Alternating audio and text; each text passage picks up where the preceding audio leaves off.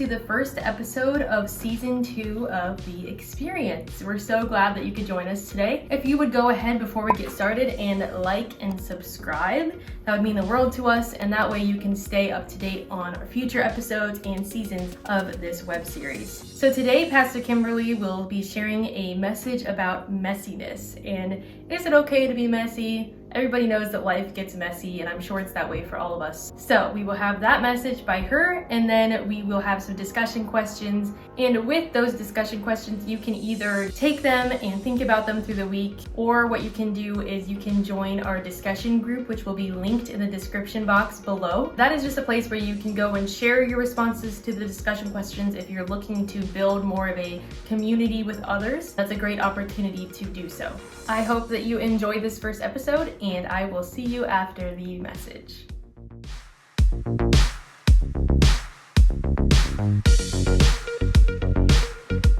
Hi, some of you may not know this about me, but I love to bake.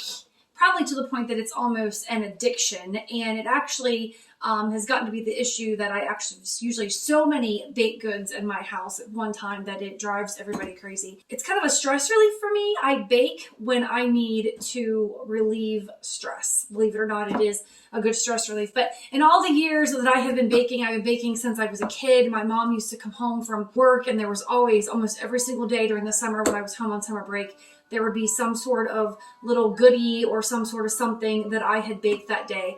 And if I was wanting to bake and I needed some help, or I couldn't figure out a recipe and mom couldn't get to me fast enough, then I would just make it up or try to figure it out or just go with the flow. And so you just never knew what I was going to create, from cakes with giant shamrocks on them for St. Patrick's Day, to muffins, to German chocolate cakes and pies, and just all kinds of things. But over the years, as I've been baking, I have realized that there are some really good life lessons that we can learn from baking. And that's really kind of what I want to talk with you a little bit about today. Is I'm standing in my kitchen. I'm actually getting ready to make some pecan pie mini muffins, as you can see here from my cookbook. This is out of one of my favorite books. This is a Taste of Home cookbook that I love so much. And so this is what I'm actually getting ready to make here today. So I already have out my brown sugar, and I already have out my big tub of flour. And this is something I can just use like my little hand mixer for. I don't have to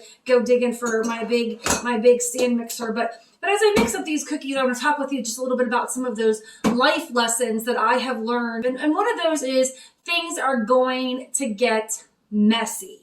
Yes, they're going to get messy. And believe it or not, I am one of those people that wears flour. I'm not going to bake something. I don't walk out of my kitchen without having been covered in flour in some way, shape, or form. I'm always having to change my clothes if I have company coming over, because I will have covered myself in flour. But that's okay, because that's one of the things that you can expect whenever you're being creative in the kitchen, is that you're going to get messy. And the other thing about that is sometimes things are just out of your control. You can't control when you open that bag of flour and poof, it goes up in your face or whatever. But that's okay, because things are going to get messy. And you know what? Life gets messy as well. Sometimes life gets messy, but we get through it. We move on, we get through it, and we learn to work within our parameters and make the most of the day.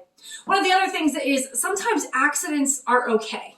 Have you ever been making something, and then just as you're ready to slide maybe that first tray of cookies into the oven, you're like, oh, something's not right. What did I forget? And then maybe you realize that you forgot to put in the baking soda or the baking powder, or whatever it is, and it just kind of like hits you, and you're like, well, it's too late now. I can't go back and pull these cookies off this cookie sheet and mix everything together. The dough is done. It's in the oven. The process has already started. And you think sometimes something's not going to come out right, but generally, not always. Generally, things sometimes have a way of working them out. And so that's the thing that we need to understand. Even in life, when mistakes happen, is that good things really can happen from life's little mistakes. And that it's okay to not be perfect. It's okay to have a bump in the road. It's okay to make a mistake once in a while. Good things really can come from those mistakes. And sometimes we don't even understand or realize or see or recognize what those mistakes are right away, or how the good is going to come from those mistakes right away. Sometimes it's a couple of weeks or a couple of days or a couple of months down the line before we so that's how God is using that mistake to do something good. But that's okay. That's okay. And little mistakes do happen, and we got to just forgive and forget, because those little mistakes are going to be better than, like the mistake that I might have from eating the entire bowl of dough. My hips aren't going to be as forgiving as what life can be. So those mistakes are okay. Some things are worth the wait. Have you ever put in your favorite baked item into the oven and you're like, oh, well, now I got to wait 45 minutes for that to bake, or I got to wait 20 minutes for that to bake. And then on top of that, I have to wait for it to cool before I can cut it, or before I can take them off the cookie sheet, or whatever it may be. But in the end, when you're sitting down with that warm chocolate chip cookie and that tall, cold glass of milk, it's worth that wait. It's worth that wait. And sometimes in our life, it seems like we wait a lot. We're always waiting for answers. We're always waiting for directions. We're always waiting to see how this is going to turn out, so we know what this is going to turn out like. We're always waiting to see what this scenario is going to play out, so we know how the next scenario is going to play out. We're always in that waiting game. Like for me, sometimes I can't even wait for my cookies to get done. And so what I'll do is lick the beaters, or take a spatula. I'm just going to grab a spatula here. And yes, I realize I walked out of your view, but I'm going to grab one of my favorite spatulas, this big red spatula. And sometimes, you're scraping the bowl. Oh, it tastes so good. And so I don't always have the patience to wait until the cookies or the cake come out of the oven. I get ahead of myself and I lick the beaters, or I lick the bowl. And sometimes I'm even like, you know what? I'm taking my chance on getting that salmonella. I'm eating those raw eggs. I don't care. I'm just going to eat that. And I'm going to enjoy that right here, right now. But you know what? It's worth the wait for those cookies to be baked. It's worth the wait for the cake to be completely done. It's worth the wait for you to sit back and to wait to see what the plans are that God has for you, versus us jumping ahead, versus us trying to get ahead, just like I try to get ahead when I lick the spatula or I lick the beaters. Sometimes it's good to just wait and let's see how things play out, because we can easily enjoy the goodness when the time comes. But when we jump ahead, when we're waiting for that 10 minutes, or that 20 minutes, or you just heard that beep from the timer that's telling me my oven's preheated, it's about waiting, but it's also about enjoying the wait. Find something that makes you happy in the midst of that waiting, or if it's something that's really worth waiting for, the joy that you get from waiting will far outweigh those few minutes or few days or few hours or few weeks that it took you to get there. Something else I learned from baking is one of those things that it can be a very done by yourself solo kind of event. I love to bake by myself. I'll turn on a cheesy movie. Sometimes I'll flip on some George Strait, whatever it may be. I love to bake alone. I love to create things. I love to have that freedom, to have time to process and be creative. There's something about that creativity. There's a couple of different kind of bakers. There's those bakers that are going to pull up this cookbook and they're going to say, all right, well, the directions tell you in a large bowl, combine the brown sugar, the flour, the pecans, and set aside, and then combine the butter and the eggs, stir into the brown sugar mixture.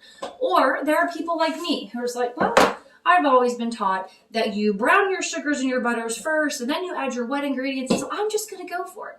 Or if you're like me, when I'm making French toast, I was raised that French toast was supposed to be sugar and milk and eggs and vanilla. That's what your batter was in. That's what you dipped your bread into. But I love to tweak that a little bit. And instead of adding vanilla, or maybe not as much vanilla, and add a little almond extract, it gives it that whole different flavor. And I really like being creative and taking that freedom. So baking is great on your own because it gives you that freedom and that time to think. But baking can also be great with someone. I love to bake with my daughter. I love to bake with my friend Christine and I. We get together every December and we bake cookies and we make candy, and it's gotten to be a joke to see how much we can possibly get done in one day. And so I love to do things alone, and I love to do things by myself and just to have time to think, but I also really love to do things with other people and with friends. And I think about our relationship with Christ. It's kind of the same thing. We need that alone time, but we also need that community time. That time of bringing people together to surround them. And then the other thing that I have learned about baking, and sometimes this is hard, but don't take yourself too seriously. Unless you're a baker who's trying to make money at this, and I'm not trying to make money at this, I just do it for fun. Don't take yourself too seriously. It's okay to make mistakes. It's okay to have a little fun and to explore. It's okay to be creative. It's okay to put your little twist on a recipe, or once in a while to forget an ingredient, or whatever it may be. It's okay to not take things too seriously. We need to realize that life comes with its own sets of pressure. Life comes with its own sets of responsibilities. But every once in a while, you just need to relax. And you just need to enjoy life and get the most out of the life that you have. So I would encourage you to just enjoy. Kick back, relax, enjoy the life you have been given, make the most of it.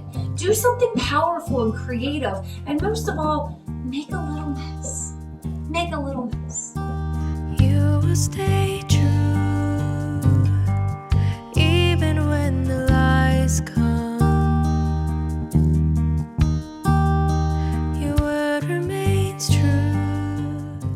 Thank you so much for joining us today. I hope that you had a wonderful time with us. Again, if you would just go ahead and join that discussion group that's linked in the description box, that will just give us another way to connect beyond just watching the videos. So we will have about 6 to 7 weeks of the experience. So join us again next week on Wednesday at 8 p.m. on Facebook or YouTube. May God bless you and bless your family this week, and I will see you next week. Dear anxiety, come, I'll remember the peace is a promise you keep. Peace is a promise you keep. You will stay